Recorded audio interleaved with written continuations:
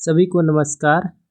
आज चैप्टर हम लोग देखेंगे बाझली त बुझली और इसका हम लोग नागपुरी नहीं सीधा कहानी सुनेंगे हिंदी में, और हिंदी में ही अनुवाद किया गया है लाइन बाय लाइन। अगर आप पढ़ना चाहते हैं तो पढ़ लीजिएगा, पूरा हिंदी बाय हिंदी लाइन इसमें अनुवाद किया गया है और हम इसको सुनाते हैं कहानी की तरह। तो सबसे पहले देखिए, बाझली त बुझली लिखे हैं डॉक्टर उमेश नंद तिवारी, लेखक हैं। तो कोई भी चीज़ को जानना, किसी नया जगत जानने में बहुत ललक रहता है, खास करके न जवान के समय न ज़्यादा बच्चा रहने पर। अभय के साथ भी यही था। तो इसमें दो लड़का का कहानी है जो रांची जाता है घूमने के लिए। एक रहता है अभय और एक रहता है राजू। तो उसी का स्टोरी है। तो देखिए वही बता रहा है लेखक इसमें। अभय देहात का 7वां क्लास में पढ़ता था। जिस टाइम पहला बार रांची गया था, तो जब अभय 7th क्लास में था तभी रांची गया था। उस टाइम रांची देखने का ललक था। उसका बड़ा भाई लोग रांची में ही रहकर पढ़ाई करता था। तो उसका जो बड़ा भाई लोग था वो सब रांची में ही रहकर पढ़ाई करता था।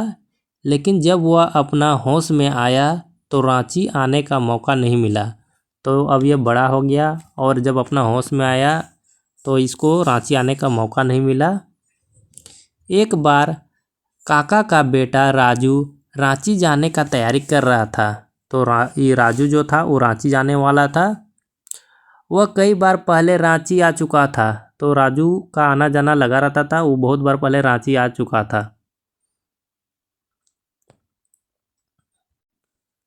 राजू का रांची आते जाते लगा रहता था और राजू को देखकर अभय भी सोचता था कि हम भी रांची जाते तो बहुत अच्छा आता, बहुत मज़ा आता। वहाँ पर घूमते, बड़ा बड़ा घर, गाड़ी, सिनेमा के बारे में सुना था। अच्छा मौका देखकर अभय बोलता है, मैं भी तुम्हारे साथ रांची जाए। तो अभय बोलता है कि हम भी तुम्हारे साथ रांची जाए। राजू को भाई के लिए सामान ले जाना था। तो राजू जब जा रहा था तो उसका सामान सब, उसका भाई सब रांची में रहता था, उसके लिए सामान ले जाना था। इसलिए सोचता है कि अभय साथ रहेगा तो आसान हो जाएगा। इसलिए राजू बोलता है जाकर माँ से पूछ लो। तो इसको सामान भी ले जाना था तो सोचा इसको ले जाएंगे अभय को तो अच्छा रहेगा, सामान सभी पकड़ देगा। तो उसको बोलता है माँ से जाके पूछ लेने के लिए। अभय की माँ पहले से कुनमुना रही थी। तो अभय की माँ पहले से ही हाँ नहीं कर रही थी, तो इसको जाने के लिए मना कर रही थी। झूठ का बिना काम के लिए रांची क्यों जाएगा बोल रही थी। शहर में कितना गाड़ी चलता है, दुर्घटना हो जाता है। राजू अपना सामान को देखेगा कि तुमको देखेगा, उसका माँ बोलती है। बाद में अभय का जिद के कारण माँ बोलती है अच्छा ठीक है, अच्छा से जाना। राजू का जिम्मा में जाने के लिए दे देती है कि राजू का जिम्मा में रहेगा अभय, तो उसी के साथ जाएगा। और बोलती है कि जाएगा तो भाई लोग का हालचाल भी पूछ कर आ जाना। तो वहाँ पे उसका भाई लोग रहता था। तो उसका माँ बोलती है जाएगा तो हालचाल भी पूछ कर आ जाना। जाते समय अभय को 100 रुपया इसकी माँ देती है और सोचती है कि भाड़ा तो राजू देगा। राजू घर से सामान पैसा लेता है और राजू की दीदी भाटू, जिसको इसमें नागपुरी में बोला गया, राजू की दीदी भाटू जिसको जियाजी बोलते हैं, वो रांची में रहते थे। कोई काम से राजू को उसकी दीदी बुलाई थी। समझा बुझा कर दोनों भाई को घर से भेजा गया। तो दोनों को समझा बुझा कर भेज दिया गया। गाड़ी चढ़ने के लिए 1 कोस दूर था। रांची जाने का खुशी में अभय बहुत तेज से कदम बढ़ा रहा था और राजू से पहले ही बस स्टैंड पहुंच गया। तो बस स्टैंड थोड़ा सा दूर था।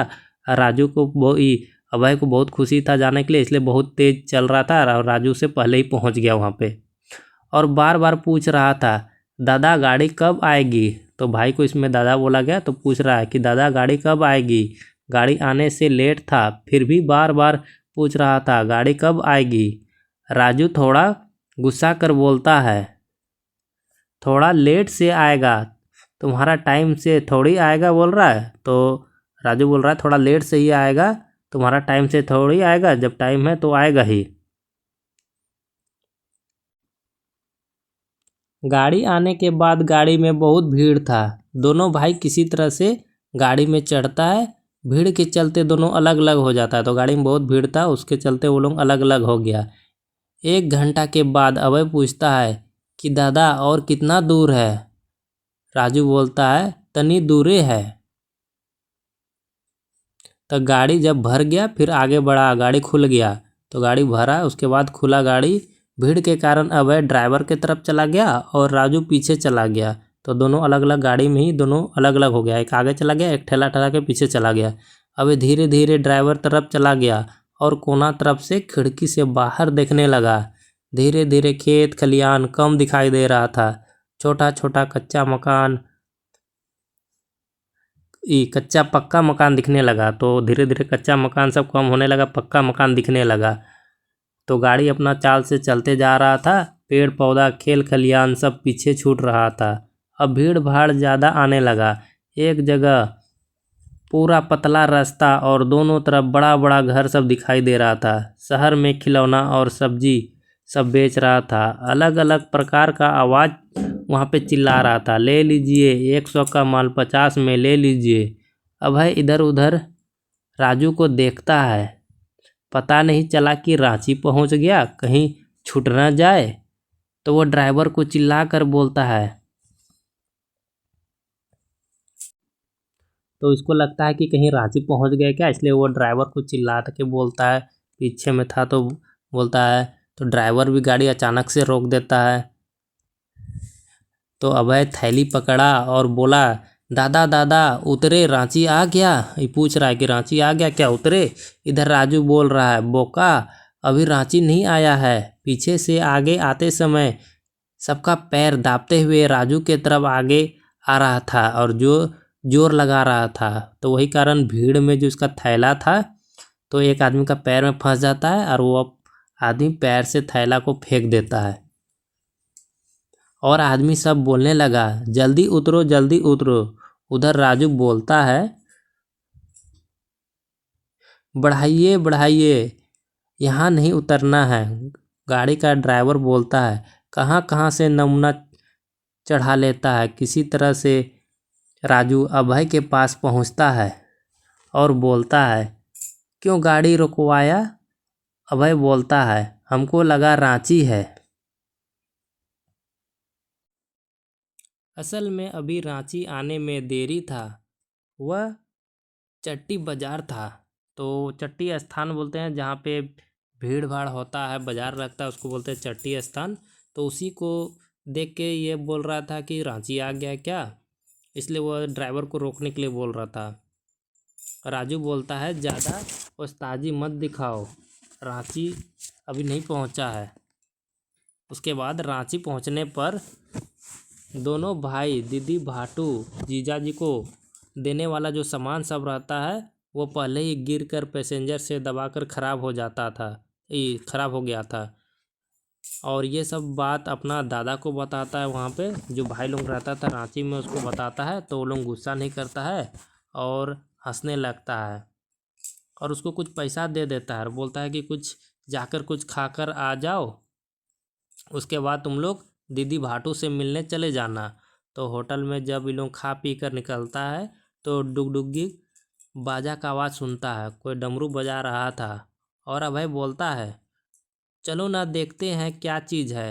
राजू को न कहने से पहले ही अभय वहाँ से चला जाता है देखने के लिए।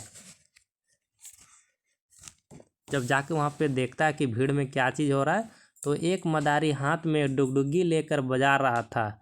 एक बच्चा ज़मीन में सोया था और सफ़ेद कपड़ा से ढका हुआ था और मदारी कह रहा था, मेहरबान कदरदान, कोई नहीं हिलेगा, सभी अपने जगह पर खड़े रहेगा और बच्चा लोग आगे आकर बैठ जाएगा। मदारी छुरा चमका कर बोलता है। कोई हाथ नहीं बांधेगा। जय काली कलकत्ते वाली, तेरा वचन जय ना खाली। तो ये चीज़ बोलता है वहाँ पे, जो दिखाता है, जादू दिखाने वाला सब रहता है, वही वहाँ पे दिखा रहा था और बोल रहा था। सबके सामने कलेजा निकाल कर सबको दिखाएंगे। जो वहाँ पे चाकू लेकर घूम रहा था जो जादूगर, वही बोल रहा था। भगवान के नाम पर, अल्लाह के नाम पर कोई नहीं हिलेगा। अभी इसे छुरी से कलेजा निकाल कर दिखाएगा। बार बार बोलता है। अभय को डर लग रहा था कि इतना आदमी के सामने क्यों बच्चा का कलेजा निकालेगा। कोई तो रोकेगा शायद झूठ बोल रहा होगा कि कलेजा निकालेगा तो बच्चा जिंदा थोड़ी बचेगा। तो ये सोच रहा था, ये तो पहली बार गया था रांची, देख रहा था, तो सोच रहा कलेजा, इतना आदमी के सामने कलेजा क्यों निकालेगा, और इतना आदमी है, कोई तो इसको रोकेगा, पता नहीं शायद झूठ बोल रहा है। यही सोच रहा था अभय। मदारी बोल रहा था कलेजा निकालेंगे और बच्चे को कुछ नहीं होगा। तो मदारी बोल रहा है कि कलेजा निकालेंगे और बच्चा को कुछ नहीं होगा। जय काली जय काली। तो देखिए स्टोरी थोड़ा सा आगे बोल दिए, ये वाला इसका चैप्टर है, ये वाला पार्ट यहाँ पे दिखा देते हैं। ये वाला है पार्ट, स्क्रीनशॉट लेना है तो ले लीजिए, अगर पढ़ना है तो इसको हम आगे बढ़ाते हैं। उसके बाद बोलता है फिर कलेजा लगाकर जिंदा कर देगा। मदारी बोलता है जो खड़ा है खड़ा रहेगा, कोई नहीं हिलेगा, और जो जाएगा खून कर उल्टी करके मर जाएगा। ऐसा बोलने लगा मदारी और सबको डराने लगा। तो राजू खड़ा खड़ा अपना पैर से अभय को हिलाता है और जाने का इशारा करता है। तो जो राजू था वो पीछे खड़ा था, तो इसको पैर से मारता है कि चलो जाने के लिए बोलता है। अभय जाके आगे में बैठ जाता है। अभय देखने के लिए बैठा है कि क्यों कलेजा निकालेगा, कैसे निकालेगा, और डर भी उसको लग रहा था। डर से भी बैठा था कि कोई जाएगा तो खून का उल्टी करके मर जाएगा क्या, इसलिए वहाँ पे डर से भी बैठा था और देख रहा था कि कैसे निकालेगा, क्यों निकालेगा। मदारी चादर हटाकर छुरी घुसा रहा है और बोलता है बच्चा को तकलीफ हो रहा है,